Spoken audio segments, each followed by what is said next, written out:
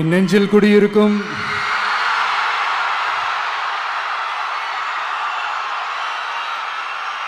கரூர் சொந்தங்கள், உங்கள் அனைவருக்கும் என்னுடைய வணக்கம்.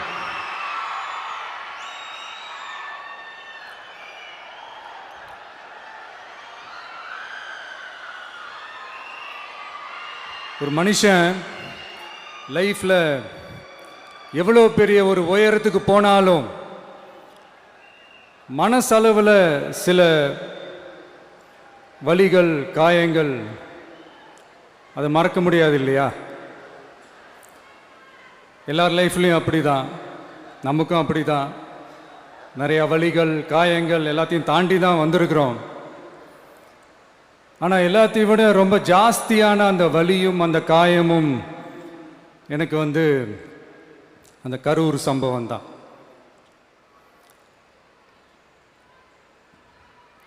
மக்களை சந்திக்கணும், மக்கள் பிரச்சனைகளை எடுத்து பேசணும். அதுக்காக தான் அந்த மக்கள் சந்திப்பு பயணத்தை தொடங்கி திருச்சி, அரியலூர், நாகப்பட்டினம், திருவாரூர், நாமக்கல், கரூர் அப்படின்னு சொல்லிட்டு போயிட்டு இருந்தோம்.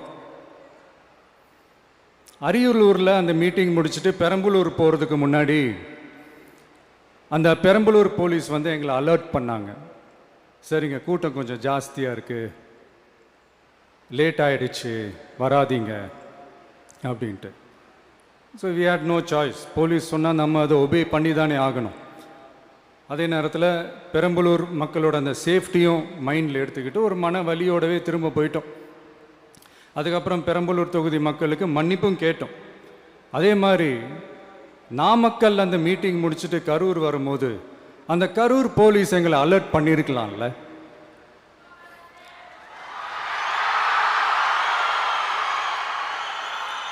இல்லை சார், இங்கே எதிர்பார்த்ததை விட கொஞ்சம் கூட்டம் அதிகமாக இருக்குது, கண்ட்ரோல் பண்ண முடியல, வராதிங்க. அண்ட் போலீஸ் நினச்சா அவங்க அந்த மீட்டிங்கே கேன்சல் பண்ணலாம். ஏதோ தப்பாக இருக்குது, ஏதோ தப்பாக தோணுது அப்படின்னு நினச்சிட்டாலே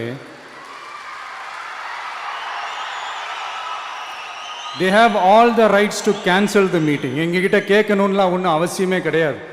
ஆனால் அதையெல்லாம் எதுவுமே செய்யாமல் அந்த ஹைவேல இருந்து அந்த ஸ்பாட்டுக்கு போலீஸே எங்களை உள்ளே கூட்டிகிட்டு வந்து விட்டு அந்த நாடகம்லாம் இருக்கு பாருங்க.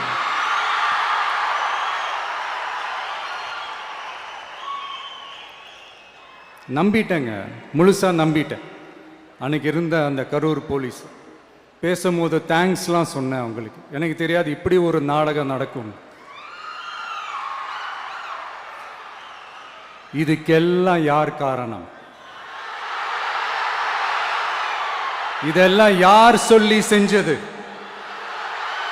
இப்படி பண்ணுங்க, அப்படி பண்ணுங்க, சப்போஸ் அப்படி நடந்தா இப்படி பண்ணுங்க, சப்போஸ் இப்படி நடந்தா இந்த மாதிரி இன்ஸ்ட்ரக்ஷன்ஸ்லாம் கொடுத்து அந்த பிரஷர் போடுறது யாரு?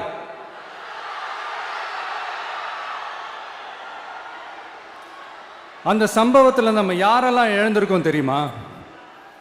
ஒரு டிவியில் என் படமோ பாட்டோ வந்துச்சுன்னா, அம்மா விஜய் மாமா, அம்மா விஜய் மாமா அப்படின்னு சொல்லி அவங்க அம்மா கிட்ட சிரிச்சுக்கிட்டு அந்த டிவி ஸ்க்ரீனை போய் தொட்டு முத்தம் கொடுத்துக்கிட்டு என் அக்கா தங்கச்சிங்களோட தங்க பிள்ளைகளை இழந்திருக்கோம்யா. மழலை கூட சரியா வராதப்போ ஒரு பேப்பர் மேகசின்ல என் போட்டோவை பார்த்தா அது சிரிச்சுக்கிட்டு அந்த கள்ளங்கபடம் இல்லாத அந்த சிரிப்பு, அந்த கடவுள் மாதிரி இருக்கிற அந்த பச்சை பிள்ளைங்களை இழந்திருக்கோம்யா. என் அக்கா தங்கச்சி, அண்ணன், தம்பி, குடும்ப உறவுகளை இழந்து அந்த வலியோட இருக்கிற என்ன நீங்க ஏளனமா பேசுறீங்களா? என் மேல பழிய தூக்கி போடுறீங்களா? இப்படி ஒரு சம்பவம் நடந்துருச்சு. இது ஏன், எதனால, அதுக்கான பின்னணி என்னன்ட்டு அந்த வலியோட வீட்டில் உட்கார்ந்துட்டு இருக்கிற ஓடி ஒளிஞ்சிட்டான்னு வர சொல்றீங்களா? வாயின்னு முன்ன இருந்தா என்ன வேணாலும் பேசுவீங்களா?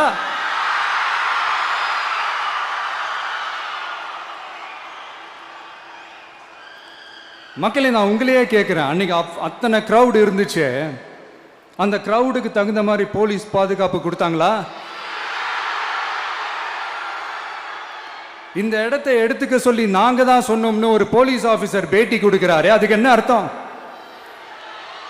இவ்வளோ வலி, இவ்வளோ காயங்கள் கொடுத்துட்டு பழியை தூக்கி நம்ம மேல போட்டுட்டு அதுல ஒரு அரசியல் ஆதாயம் தேடுறீங்களேயா?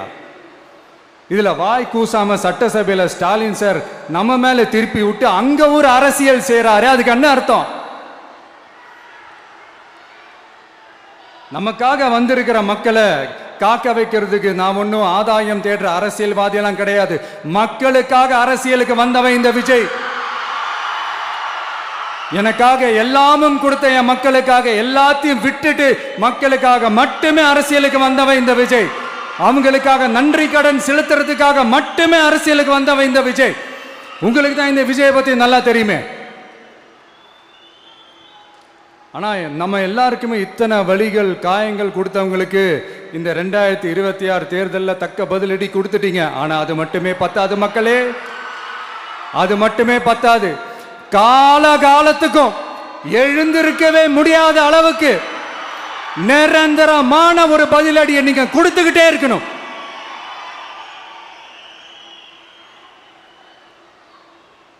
இப்படிலாம் பண்ணா நான் மக்களை விட்டு ஓடிடுவேன் நினைப்பா? யார் என்ன ஓடினாலும் நான் மக்களை விட்டு எல்லாம் ஓட மாட்டேன்.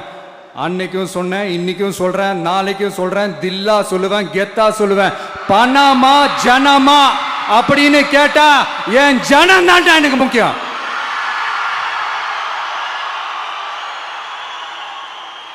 மக்களே, உங்களை விட எனக்கு இந்த காசு பணம் முக்கியமா என்ன? இவ்வளோ குறைகள் நம்ம மேல சொல்றாங்களே, இப்ப நான் சொன்ன மாதிரி அவங்களால ஓப்பனா சொல்ல முடியுமா? அந்த தில்லு இருக்கா, திராணி இருக்கா? ஒரு கிடையாது. ஆனா நம்ம மக்கள் அமைச்சு கொடுத்த நம்ம அரச குறைகள் மட்டும் டிசைனா மாடல் மாடலா குறைகள் மட்டும் சொல்லுவாங்க. ஒவ்வொரு டிபார்ட்மெண்ட்லயும் அந்த பார்ட்டி ஃபண்ட், அந்த கட்சி நிதின்ற பேர்ல அடிக்கிற கொள்ளையெல்லாம் இந்த தீய சக்தியா இருக்கட்டும், தீந்து போன சக்தியா இருக்கட்டும், ரெண்டு பேரும் மாறி மாறி இதே தான் செஞ்சிட்டு இருக்கிறாங்க. இதுல ஒரு ஹைலைட் காமெடி என்னன்னா, சட்டசபையில் பேசும்போது பார்ட்டி ஃபண்டுன்னு தான் சொன்னேன். அது எந்த பார்ட்டி, என்ன ஃபண்டு, யாரு, என்ன பேரு எதுவுமே சொல்ல. பார்ட்டி ஃபண்டுன்னு சொன்னவனை எடுத்தாங்க பாருங்க ஒரு ஓட்டம்.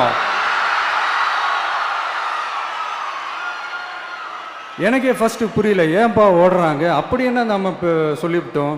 அதான் அந்த குற்றம் உள்ள நெஞ்சுக்கு தான் குறுகுறேங்கும். இது எப்படி இருக்கு தெரியுமா? எங்க அப்பா பீரோக்குள்ள இல்ல, எங்க அப்பா பீரோக்குள்ள இல்ல அப்படின்னு சொல்ற மாதிரி. ஐயோ, ஏன் கேக்குறீங்க? இவங்களோட செம்ம கூத்தா இருக்குங்க, செம்ம ஃபன்னா இருக்கு.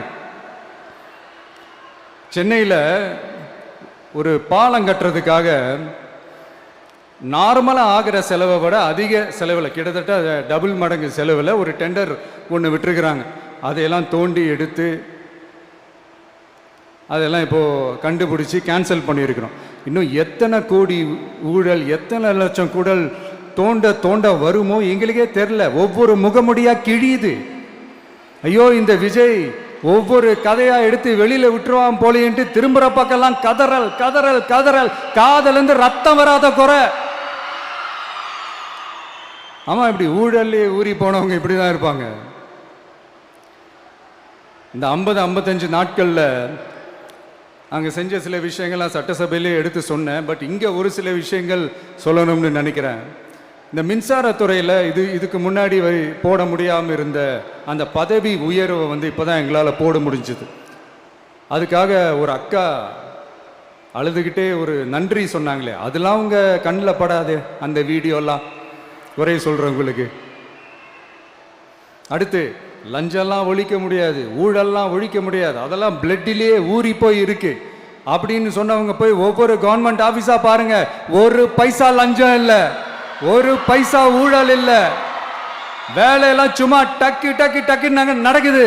ஒரு பெரியவர் ஒருத்தர் சொல்றாரு, தம்பி வேலையெல்லாம் நடக்குது, ஆனா அதையும் தாண்டி எங்களுக்கு மரியாதை கொடுக்குறாங்க தம்பி, உட்கார வச்சுலாம் பேசுறாங்க. இதெல்லாம் இதுக்கு முன்னாடி நடந்ததே இல்லை. அவனை போய் பாரு, இவனை போய் பாரு, இந்த ஆபீசரை போய் பாருன்னு சொல்லி அலைய விடுவாங்க. இப்ப லஞ்சம் இல்லை, ஊழல் இல்லை, வேலையெல்லாம் உடனே நடக்குது. மக்கள் அப்படி ஒரு பெருமூச்சு ஒன்று விடுறாங்க. அதை பார்த்து நமக்கு அப்படி ஒரு ஹாப்பினஸ். இதுக்கு மேல என்ன வேணும்? ஏன் இதெல்லாம் பண்ண முடியாது? மனசுன்னு ஒன்று இருந்தா பண்ணலாம். இப்ப பண்ணல. அதே மாதிரி இந்த எல்என்டி நிறுவனத்தோட 18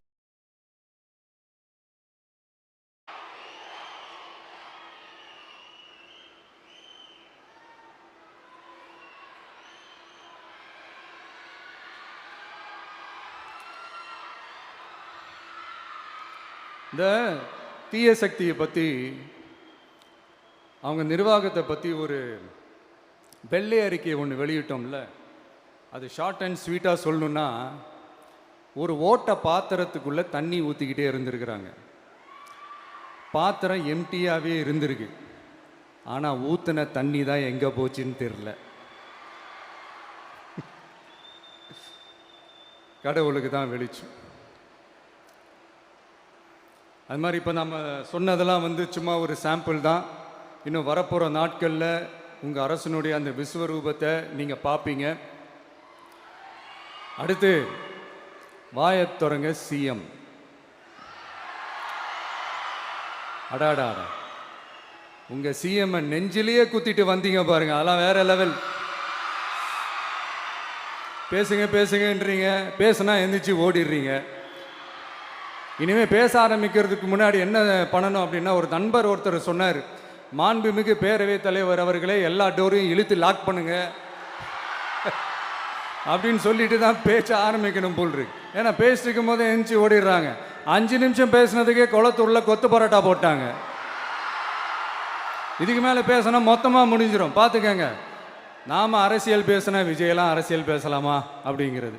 சரிப்பா, நமக்கு எதுக்கு வம்பு, நம்ம பாட்டுக்கு நம்ம வேலையை பார்ப்போம், எதுக்கு அவங்கள பற்றி பேசிக்கிட்டு அப்படின்னு இருந்தால் விஜய்க்கு அரசியலே பேச தெரில அப்படிங்கிறது. இப்படியே மாறி மாறி மேகதாது அணையை பற்றி என்ன தெரியும், விஜயம் அதை பற்றி பேசலை. இப்படி நம்ம அரசியலுக்கு வந்ததுலேருந்தே ஒரு கூட்டம் குறை மேலே குறையா சொல்லிக்கிட்டு பாட்டுக்கு பாட்டு கச்சேரி எங்களுக்கும் பண்ண தெரியும், பண்ணலாமா? இந்த மேகதாது அணை சம்பந்தமான அந்த வழக்கில் தமிழ்நாட்டோட பெட்டிஷனை சுப்ரீம் கோர்ட் எப்போ ரிஜெக்ட் பண்ணுச்சு? அப்போ யார் ஆட்சியில் இருந்தா? ஏன் ஒழுங்காக வாதாடல? நீங்கள் ஒழுங்காக வாதாடி இருந்தீங்கன்னா அதை ரிஜெக்ட் பண்ணியிருக்க மாட்டாங்கல்ல. ஏன் ஸ்டாலின் சார் வேணும்னே விட்டுட்டாரா? ஏன் இப்படிலாம் கேள்வி கேட்கலாமா? இப்படிலாம் கேள்வி கேட்டால் தான் மேகதாது அணையை பற்றி பேசுனதா அர்த்தமா? ஏன் அந்த ஸ்டேட்டு சிஎம் பேசுகிறாரு, நீங்கள் ஏன் பேசலை அப்படின்னா, நம்ம ஸ்டேட்டோட உரிமையை எங்கே நிலைநிறுத்தணுமோ அதுக்காக வேலை பார்க்குறது மட்டும்தான் முக்கியம். சும்மா சவால் விட்டுக்கிட்டு சீண்டிப்பார், நான் யார் தெரியுமா, தொட்டுப்பார், இப்படிலாம் பேசிக்கிட்டு இருந்தால் வேலைக்கு ஆகாது. சும்மா பேசி பேசி பிரச்சனையை வளர்த்துக்கிட்டு யார் மேலே அது பழியை தூக்கி போட்டுட்டு அப்புறம் மக்களை அம்போன்னு தெருவில் விட்டுட்டு இப்படி தான் ஒரு அரசியல் பண்ணணும்னா அந்த அரசியல் நமக்கு தேவையும் இல்லை, அதை நம்ம செய்யவும் போகிறதில்ல. Talk less work more mode தான், அதுதான் நம்ம பாலிசியே. அதனால தான் சட்டசபையில் அந்த அரசினர் தீர்மானம்னு சொல்லி ஒன்று கொண்டு வந்தோம். அது எப்படி டு டேக் இட் ஃபார்வர்ட், எப்படி கொண்டு போகணுமோ அதை சரியாக செய்வோம். சென்ட்ரல் கவர்மெண்ட்லேருந்து அந்த டீலிமிட்டேஷனை திரும்ப கொண்டு வர போகிறதா ஒரு பேச்சு ஒன்று அடிபடுது. யார் என்ன டீலிமிட்டேஷன் கொண்டு வந்தாலும் தமிழ்நாடு அது ஒத்துக்காது. நமக்கான இடத்த யாரும் பறிக்கவும் முடியாது, அது பறிக்கவும் விட மாட்டோம். இப்படி நாம் இருக்கும் போது இந்த தீய சக்தி திமுக எங்கே போய் நிற்குது, யார் கதவை தட்டிக்கிட்டு நிற்குது, அது உங்களுக்கே நல்லா தெரியும். மக்களே, இந்த தீய சக்தியும் தீந்து போன சக்தியும் வேற வேறலாம் இல்லை, கூட்டு களவாணிங்க. சொல்ல முடியுமா அவங்களால? எங்களுக்குள்ள ஒட்டும் இல்லை, உறவும் இல்லை, அறிவிக்க முடியுமா, நிரூபிக்க முடியுமா? இந்த வரப்போகிற இடைத்தேர்தலில் அதை நிரூபித்து காட்டுங்க, அப்புறமா பேசுங்க. மக்களை, என் மனசை விட்டு கரூர் எப்பவும் நீங்கவே நீங்காது. நமக்கு ஏற்பட்ட வேதனையான சம்பவத்தை, நமக்கு எதிராக நடந்த சதிய சூழ்ச்சியை இனி வர்ற ஜென்ரேஷனும் அவங்களுக்கு தெரியப்படுத்தணும்ல. அதுக்காகவே இனி ஒரு அரசியல் சதிய, அரசியல் சூழ்ச்சிய யாரும் யோசிக்கவே கூடாதுன்றதுக்காகவே கரூரில் ஒரு நினைவு சின்னத்தை நம்ம டிவிகே சார்பாக அமைக்கப்படும் அப்படின்றத அறிவிக்கிறோம். அப்புறம் கரூர்லேருந்து ஒட்டுமொத்த தமிழ்நாட்டு மக்களுக்கும் சொல்கிறேன், உங்கள் டிவிக்கு அரசு உங்களுக்காகத்தான் உழைக்கும். அடிப்படை வசதிகளை முதல்ல நிறைவேற்றணும். ஒரு பக்கம் நிதி நிலைமையை சரி செஞ்சுக்கிட்டே, இன்னொரு பக்கம் அப்படியே நாம் சொன்னதில் ப்ரையாரிட்டி பார்த்து ஒவ்வொன்றா படிப்படியாக நிறைவேற்ற ட்ரை பண்ணுவோம். இது எப்பவும் உங்களுக்கான அரசாக தான் இருக்கும். இந்த விஜய் உங்கள் விஜயாக தான் இருப்பான். நீங்கள் உரிமையோட உங்கள் கவர்மெண்ட்டை நீங்கள் அணுகலாம். இந்த தீய சக்தி ஆட்சி முடிஞ்சு பொட்டிக்குள்ளே போனதுலேருந்து என்னென்னமோ பண்ணுறாங்க, ஏதோ பேசுகிறாங்க. சோஃபாங்கிறாங்க, வாஷிங் மிஷினுங்கிறாங்க. இந்த அரசியல் வியாபாரம் பண்ணுறதுக்கான அந்த வெண்டிங் மெஷினே அவங்க தான். யார்? இந்த திமுக. இதில் நம்மளை பார்த்து வாஷிங் மிஷினுங்கிறாங்க. எலெக்ஷனில் ஓட்டுக்கு காசு கொடுக்குற அந்த கலாச்சாரத்தையும் அந்த கல்ச்சரை அடித்து நொறுக்கி இருக்கிறோம். எலெக்ஷன்லேயே அப்படி வேலை பார்த்தோம். நமக்கு எதுக்கு இந்த குதிரை, கழுதை, ஒட்டக பேரெல்லாம்? மக்களின் பக்கம் அப்படி இருக்கும்போது நமக்கு எதுக்கு இந்த பேரெல்லாம்? இந்த திருட்டு திமுக ஆட்சியை வச்சுக்கிட்டு ஊரடிச்சு ஒலையில போட்டு இந்த கொள்ளையை அடிச்சதுனால தான் உங்க கரூர் கம்பெனி ஓனர் ஒருத்தர் எங்க எங்க இருக்காருன்னே தெரியாம ஓடு ஓடு ஓடு ஓடு ஓடு ஓடு ஓடு ஓடு வராம் பாரு வேட்டக்காரன் ஓடினே இருக்கிறாரு. இன்னொருத்தர் ஃபாரின்ல போய் ஒளிஞ்சுக்கிட்டார். ஃபாரின் ஸ்டாலின் சார்ன்னு நினச்சிட போறீங்க. அவர் இல்லை. எனக்கு எப்பவுமே ஸ்டாலின் சார் மேலே ஒரு தனி பாசம் ஒன்று உண்டு. அவர் கிடையாது, இவர் வேற. சிங்கப்பூருக்கு செக்கப்புக்கு போனார்ல அவரு.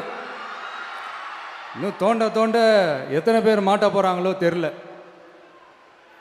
உங்ககிட்ட யாராவது லஞ்சம் ஏதாவது கேட்டாங்கன்னா கொடுக்க முடியாது சொல்லுங்க, நான் இருக்கேன் உங்களோட. அப்படியே யாராவது ஃபோர்ஸ் பண்ணாங்கன்னா இது எங்க மகன், எங்க புள்ள, எங்க அண்ணன், எங்க தம்பி, எங்க விஜய், எங்க விஜயோட ஆட்சின்னு ஸ்ட்ராங்கா சொல்லுங்க. மக்களே, நீங்க கூட இருக்கும் போது லஞ்ச ஊழல் மட்டும் இல்லை, அதிகாரத்தை வச்சு ஆட்டம் போடுற யாரா இருந்தாலும் அடங்கிடுவாங்க. இந்த கடமை, கண்ணியம், கட்டுப்பாடுன்ட்டு ஒரு காலத்தில் கொள்கையோடு இருந்த கட்சியெல்லாம் இன்னைக்கு எப்படி இருக்கான்னு உங்களுக்கே தெரியும். அதாவது இந்த டிவிக்கே கட்சியோட தலைவரை எதிர்க்கிறதுல ஒரு நியாயம் இருக்கு. ஏன்னா உங்க பொழப்புல மண்ணள்ளி போட்டான். என்ன இந்த ஊழல் லஞ்சம்லாம் பண்ண மாட்டேன்னு சொல்லி உங்க அரசியலையே ஒரு தெருமுனைக்கு கொண்டாந்து விட்டான். மக்கள் வேற அவனை தான் நம்புறாங்க. ஸோ இந்த விஜயை எதிர்க்கிறதுல ஒரு அரசியல் நியாயம் இருக்குது, அதை புரிஞ்சுக்கலாம். ஆனால் இன்னைக்கு இந்த விஜயை மக்கள் ஓட்டு போட்டு ஜெயிக்க வச்சு ஒரு தீர்ப்பை கொடுத்து மக்களுக்காக வேலை செய்யறதுக்காக முதலமைச்சராக உட்கார வச்சிருக்கிறாங்க. என்னமோ இன்னமும் நீங்க தான் ஆட்சியில் இருக்கிற மாதிரி. விஜய் கரூருக்கெல்லாம் போகக்கூடாது, விஜய் இங்க போகக்கூடாது, அது செய்யக்கூடாது, இது செய்யக்கூடாதுன்னு எனக்கு புரியலையே. ஆட்சியில் இருக்கும் போது தான் இவ்வளோ கட்டுப்பாடெல்லாம் போட்டீங்க, எஸ்ஓபிஸ்லாம் போட்டீங்க, ஸ்டாலின் சார் ஆப்ரேட்டிங் ப்ரொசீஜர்லாம் போட்டீங்க. இப்போவும் அதே பண்ணிட்டு இருந்தீங்கன்னா என்ன சார் நியாயம்? இல்லை, நான் தெரியாம தான் கேட்குறேன். இன்னும் கனவுலையே இருக்கிறீங்களா? முதல்ல முழிச்சு வாங்க, ரியாலிட்டிக்கு வாங்க. உங்கள் ஆட்சியெல்லாம் வீட்டுக்கு போய் டிவிக்கேன்னு ஒரு ஆட்சி வந்து ரொம்ப நாள் ஆச்சு. ஒழுங்கா படி, ஒழுங்கா படி என்று சுப்ரீம் கோர்ட் ஓங்கி மண்டேலியே நறுக்கு நறுக்கு நறுக்கு என்று செம்மட்டியாலே அடிச்சும் இந்த திமுக முழிச்சிக்கல அப்படின்னா அப்போ கொஞ்சம் கஷ்டம்தான். வெற்றி தோல்வியெல்லாம் அரசியல் சகஜம் சார். அதுக்காகலாம் வெறி பிடிச்சி இந்த பதவி வெறி பிடிச்செல்லாம் அலைய தேவையில்லை. நல்ல விதமாகவே சொல்கிறேன், நியாயமான அரசியல் பண்ணுங்க. ஓ, அதுதான் உங்களுக்கு தெரியாதுல்ல? இந்த தீய சக்தி திருத்தவும் முடியாது, அவங்களா திருந்துவாங்கன்னு பார்த்தா அதுவும் நடக்க போறதில்ல. அதனால வரப்போற இடைத்தேர்தலில் மக்களே இந்த தீய சக்தி திமுகவை நல்லா வெச்சு வெளுத்து விடுங்க. கான்பிடண்டா இருங்க மக்களே, நல்லதே நடக்கும், வெற்றி நிச்சயம். மீண்டும் சந்திக்கும் வரை நன்றி, வணக்கம்.